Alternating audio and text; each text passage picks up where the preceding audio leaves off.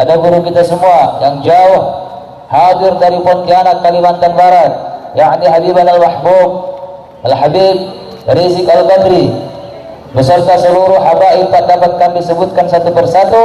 Insyaallah kita dikumpulkan bersama para habaib dan bersama Rasulullah sallallahu alaihi wasallam. Amin ya rabbal alamin. Juga salam hormat ini kami sampaikan kepada segenap para asatidz, para kiai, para abuya yang hadir, bil khusus kepada guru kita semua Ustaz Al-Karam, Ustaz Gilang Al-Ghifari, juga ada Al-Ustaz Anjas dari Bandung, beserta seluruh para alim ulama, tanpa mengurangi rasa hormat, takrim dan ta'zim kami. Insyaallah sama-sama kita doakan kepada Allah Subhanahu wa taala, semoga kita punya guru, punya habaib, punya ulama, punya kiai, Allah berikan umur yang panjang, amin. Allah tambahkan kesehatannya, Allah tambahkan rezekinya, Allah berikan keberkahan ilmunya kepada kita semua fid dunya wal akhirah, amin ya rabbal alamin. Bil khusus salam hormat, salam cinta ini kami sampaikan kepada segenap keluarga besar Gus Idris Official, dan juga kepada hadirin wal hadirat umat Sayyiduna Muhammad sallallahu alaihi wa ala alihi wa sahbihi wasallam. Hadirin yang dirahmati Allah Subhanahu wa taala, Rasulullah sallallahu alaihi wasallam bersabda, "Qiyamud dunya bi arba'ati asya'a." Dunia ini bisa tegak, dunia ini bisa kokoh karena 4 perkara. Dunia yang begitu luas, dunia yang begitu besar di mata kita bisa kokoh kata Rasulullah karena 4 perkara, karena 4 hal. Apa itu? Yang pertama, bi'ilmil ulama, dengan ilmunya para ulama. Yang kedua, yakni bi'adilil umara, yaitu dengan adilnya pemerintah, dengan adilnya penguasa. Yang ketiga, bisa khawatil agniya, dengan dermawannya orang-orang dermawan, dengan kerendahan hatinya para dermawan. Dan yang keempat, bida'watil fuqara, yaitu dengan doanya orang-orang fuqara. Yang pertama kata Rasulullah sallallahu alaihi wasallam, dunia ini bisa kokoh, bisa tegak bi'ilmil ulama. Jika dunia yang begitu besar bisa kokoh, bisa tegak dengan ilmunya ulama, apalagi cuma negeri kita Indonesia, apalagi cuma kota kita, kabupaten kita, kelurahan kita, majelis kita, perkumpulan kita, bi'ilmil ulama, dengan ilmunya ulama. Alhamdulillah pada malam hari ini kita berkumpul di sini bersama para ulama. Indah tidak Bu? Indah tidak Pak? Rahmat tidak? Tenang tidak? Inilah para ulama yang disebutkan oleh Allah Subhanahu wa taala. Para ulama Rasulullah katakan, man zaru aliman, siapa yang datang berziarah, siapa yang datang bersilaturahim kepada ulama, maka annama zaroni, maka seolah-olah ia datang menziarahiku, datang bersilaturahim kepadaku, kata Rasulullah sallallahu alaihi wasallam. Wa man safaha aliman, siapa yang bermusafaha, berjabat tangan dan cium tangan para ulama, maka annama safahani, maka seolah-olah dia berjabat tangan denganku, bermusafaha denganku, kata Rasulullah. Wa man jalasa aliman, siapa yang pernah duduk bersama ulama, maka annama jalasani fid dunya, maka seolah-olah dia duduk bersamaku di dunia. Wa man jalasani fid dunya, dan siapa yang pernah duduk bersamaku di dunia, ajlastuhu ma'i yaumal qiyamah, kata Rasulullah. Nanti di hari kiamat akan aku dudukkan dia bersamaku, kata Rasulullah sallallahu alaihi wasallam. Inilah mulianya para ulama. Bahkan dalam Al-Quran Allah katakan, yarfa'illahu alladhina amanu minkum walladhina utul ilma darajat. Allah mengangkat derajat orang-orang yang beriman di antara kamu, dan Allah mengangkat derajat orang-orang yang berilmu beberapa derajat. Allah yang maha tinggi, Allah yang maha mulia, Allah yang maha kaya memuliakan ulama. Sekarang kita lihat di negeri kita, di zaman kita, mata kita melihat, telinga kita mendengar betapa banyak para ulama-ulama kita yang dikriminalisasi, diintimidasi. Allah yang maha mulia meninggikan para ulama. Allah mulia tidak? Allah mulia tidak? Allah maha kuasa tidak? Ada penguasa baru diberi jabatan sedikit oleh Allah, meremehkan ulama, merendahkan ulama, kurang ajar tidak? Makanya Indonesia banyak bencana, saudara. Kenapa? Ulamanya dizalimi, disakiti. Bahkan bukan cuma ulamanya, para habaibnya, anak cucu, darah dagingnya Rasulullah sallallahu SAW. Kita lihat imam besar kita Al-Habib Muhammad Rizik bin Husain bin Syahab, di dalam tubuhnya, di dalam dirinya mengalir darah suci Rasulullah SAW. Tapi kita lihat fitnah yang datang kepada beliau. 3 tahun lebih beliau meninggalkan kita. Kenapa? Karena fitnah, karena dizalimi. Makanya gak usah heran kalau Indonesia banyak musibah. Makanya tidak usah heran kalau Indonesia makin kacau balau. Kenapa? Ilmu ulama tidak dimanfaatkan, bahkan ulamanya dizalimi. Betapa banyak dari ulama kita yang dakwahnya dipersulit, dicekal, diintimidasi, dibubarkan. Kita lihat guru kita, salah satu zuriat Rasulullah SAW, Al-Habib Tahar bin Ali bin Sumaid, yang rela hidup dari penjara ke penjara, dari penjara ke penjara. Kenapa? Karena beliau selalu menyatakan yang hak, karena beliau selalu menyatakan kebenaran, melawan kezaliman, tak peduli apapun resikonya. Allah yang maha mulia, Allah yang maha tinggi meninggikan ulama. Allah, Allah maha mulia tidak? Allah maha tinggi tidak? Allah punya bintang di langit banyak tidak? Ada pejabat, ada aparat baru punya bintang sedikit memusuhi ulama. Allah punya bintang banyak di langit meninggikan derajat para ulama. Maka dari itu kita selaku umat, kita selaku pengikut harus lebih menghargai ulama, harus lebih menghormati ulama, harus lebih takrim, harus lebih taklim kepada para ulama. Siap patuh kepada ulama, siap taat kepada ulama, siap berjuang bersama ulama. Betul? Nanti diancam, siap tidak? Siap tidak? Nanti diintimidasi, nanti diculik, nanti ditusuk, siap? Nanti istri minta cerai, Pak, siap tidak? Siap tidak? Siap tidak? Takbir. Jadi ulama ini yang mesti kita pegang kita pegang mati-matian, kita pegang habis-habisan. Pegang ini para ulama, ikuti kemana mereka pergi. Cuma yang bikin bingung kita ini ulama yang mana dulu, Bu? Sekarang kan banyak ulama, bahkan yang lebih parah lagi, ulama sekarang mau diatur-atur, Pak. Ulama mau diatur-atur. Pernah dengar ada orang dikasih jabatan menteri, kerjanya apa? Musilin umat Islam, musilin syariat Islam, musilin cingkrang, musilin cadar, ya, musilin apa lagi? Musilin ulama mau disertifikasi. Ini ulama radikal, gak boleh diundang. Ini ulama keras, gak boleh ceramah. Ini ormas keras, dikit-dikit Islam garis keras, membatu. Dikit-dikit keras, gak boleh ceramah. Ulama mau disertifikasi. Jauh-jauh hari Allah Subhanahu wa ta'ala telah memberikan sertifikasi ulama. Dalam Al-Quranul Karim Allah katakan, yakni innama yakhshallah min ibadihi ulama. Orang-orang yang hatinya mempunyai rasa takut hanya kepada Allah, inilah sesungguhnya ulama. Jadi yang bikin kita bingung sekarang, ulama banyak. Jadi malam ini saya bongkar semuanya, Bapak Ibu. Ingat, ulama ada dua. Ulama ada berapa? Ada dua. Pertama, ulama warasatul anbiya, ulama pewaris para nabi. Yang hak dia katakan hak, yang batil dia katakan batil. Jadi tolak ukur ulama, tolak ukur dai, kiai, ustadz, habaib bukan tergantung ceramahnya keras atau tidak keras, bukan lembut atau keras, tapi tergantung apa yang disampaikan. Tolak ukurnya bukan keras atau lembut, tapi tolak ukur dakwah, tolak ukur ulama adalah yang hak dia sampaikan hak, yang batil dia sampaikan batil, tidak peduli apapun resikonya. Ciri-cirinya mana?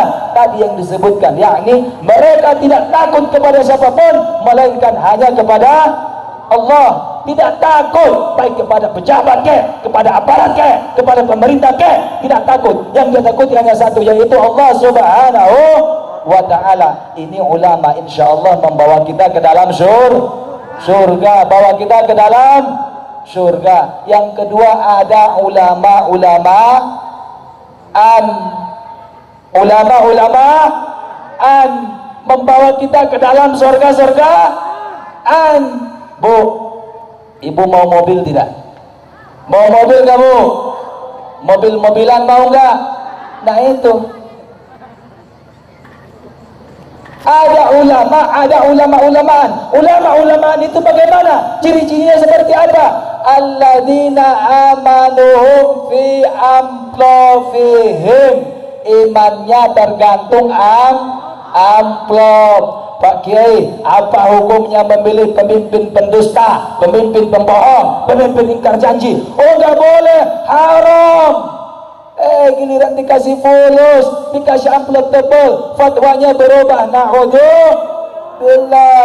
Ulama yang kayak gini gak usah diikuti, gak usah. Ini yang Rasulullah khawatirkan. Kata Nabi, Nabi lebih khawatir terhadap ulama-ulama usuk, ulama-ulama buruk yang menjual ayat-ayat Allah demi dirham, demi dinar, demi rupiah, demi harta. Rasulullah lebih takut kepada orang tersebut daripada kepada Dajjal la'natullah alaih sekalipun. Na'udzubillah. Jadi ini kunci paling utama jika ingin kelompok kita, majelis kita, kota kita, kabupaten kita, bahkan negeri kita, jika ingin kokoh, jika ingin jaya, jika ingin makmur, maka hargai ulama, ikuti ulama, siap ikut kepada ulama, siap taat kepada ulama, siap berjuang bersama ulama, apapun resikonya siap berjuang. Betul Pak, betul Bu, Bapak mau ikut berjuang bersama ulama, kasih enggak? Walaupun nyawa yang menjadi taruhannya, cinta pada ulama tak akan sirna. Walaupun kami semua sampai hilang nyawa,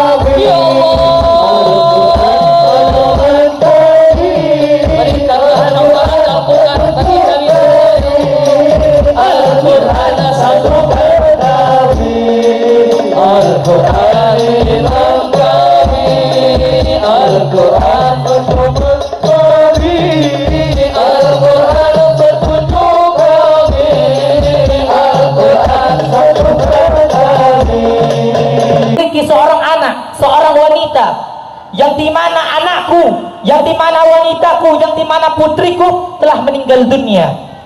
Faji'tuka, dan aku datang kepada engkau saat ini, kaitu 'allimani ma'asta'inu li ru'yatiha, dan aku datang kepada engkau saat ini agar engkau mengajarkan kepadaku bagaimana caranya agar aku dapat memimpikan anakku yang telah meninggal dunia di dalam tidurku. Fa'allamah al-Imam al-Hasan al-Basri. Imam Hasan al-Basri mengajarkan satu cara bagaimana agar seseorang itu dapat memimpikan anaknya yang telah meninggal dunia di dalam tidurnya. Fara'atha, ini ibu yang bertanya kepada Imam Hasan al-Basri, melihat bahwasanya anaknya dalam keadaan disiksa oleh Allah Subhanahu wa taala. Rijluha marbutah, kakinya diikat, lehernya diikat, kaki leher diikat, dibelenggu, ditarik-tarik, diseret-seret oleh malaikat, berada di dalam neraka. Fa akhbaratul Imam al-Hasan al-Basri, ini wanita, ini seorang ibu tersebut menyadu kepada Imam Hasan al-Basri dan berkata, wahai Imam, aku telah melihat anakku yang telah meninggal dunia dalam keadaan disiksa oleh Allah Subhanahu wa taala. Kakinya diikat, lehernya dibelenggu, kaki leher dibelenggu, diikat oleh malaikat, disiksa oleh Allah, berada di dalam neraka. Kemudian beberapa hari kemudian Al-Imam Al-Hasan Al-Basri ra'aha fil manam, beliau melihat sosok wanita cantik, sosok wanita di dalam tidurnya. Di dalam mimpinya Imam Hasan al-Basri melihat seorang wanita, wanita itu cantik, wa ala ra'siha taj, dan di atas kepalanya terdapat mahkota kejayaan, berada di singgasana terbuat dari permata yang mahal. Imam Hasan al-Basri menanyakan kepada wanita tersebut, man anti, siapa dirimu? Kok engkau berada di tempat yang mewah, berada di tempat yang megah, berada di tempat yang mulia ini di dalam surga? Maka berkata seorang wanita tersebut, ana ibnatun imra'atin allati atatska, aku adalah seorang wanita dari seorang ibu yang pernah datang kepada engkau wahai Imam Hasan al-Basri. Aku adalah seorang putri dari seorang wanita, dari seorang ibu yang pernah datang kepada engkau wahai Imam Hasan al-Basri. Imam Hasan al-Basri kaget, beliau heran, kok engkau berada, tiba-tiba engkau berada di tempat yang mulia ini, berada di tempat yang agung ini dalam surga. Bukankah kemarin ibu mau bercerita kepadaku bahwasanya engkau dalam keadaan disiksa oleh Allah Subhanahu wa taala? Maka menjawab si wanita tersebut, marra bina rajulun, lewat di tengah-tengah kami seorang lelaki, yusalli ala Muhammad, ia bersolawat kepada Nabi Muhammad, wa kana fil maqbara 550 insanan.